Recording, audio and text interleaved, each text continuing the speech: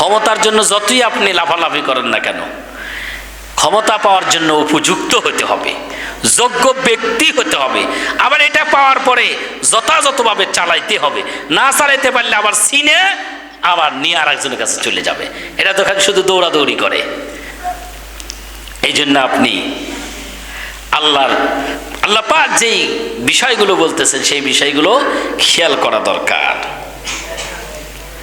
আল্লাহ রাব্বুল আলামিন বলতেছেন, আর যদি তাদেরকে জিজ্ঞেস করো,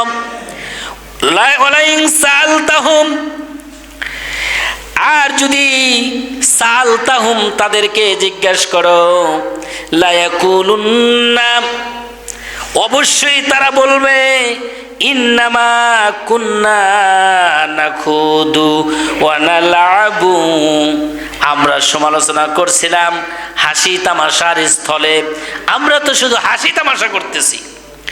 কুল,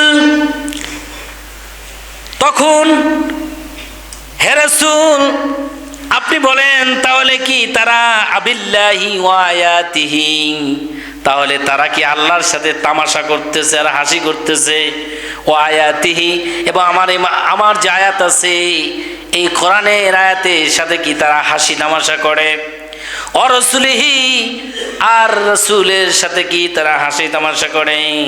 কুনতুম তাস্তাহজিউন, তাহলে তারা এই হাসি তামাশা কি জন্য এভাবে করে?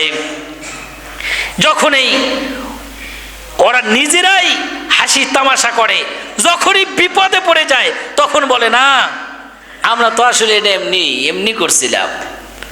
আমার ভাইরা, আল্লাহ বলতেছেন,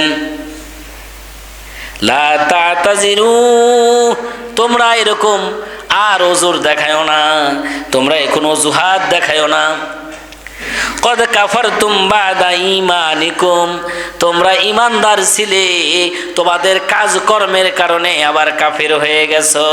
ইন্নাফু আন তাইফাতিম মিনকুম, তোমাদের মধ্যে কিছু আছে, কতক আছে যাদেরকে আল্লাহ মাফ করে দিবেন। নুআযযিবু তাইফাতাম বিআন্নাহুম কানু মুজরিমুন, আর তোমাদের মধ্যে কতক আছে যাদেরকে আল্লাহ মাফ করবেন না, অপরাধী হিসেবে আল্লাহ পাক তাদেরকে সাব্যস্ত করবেন, মাফ করবেন না।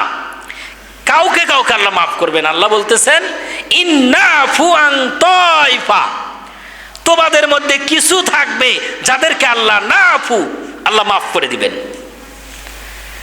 এই যে হাসি তামাশা করে, এর মধ্যে আবার কিছু ভালো হয়ে যায় না, তাদেরকে আল্লাহ মাফ করবেন।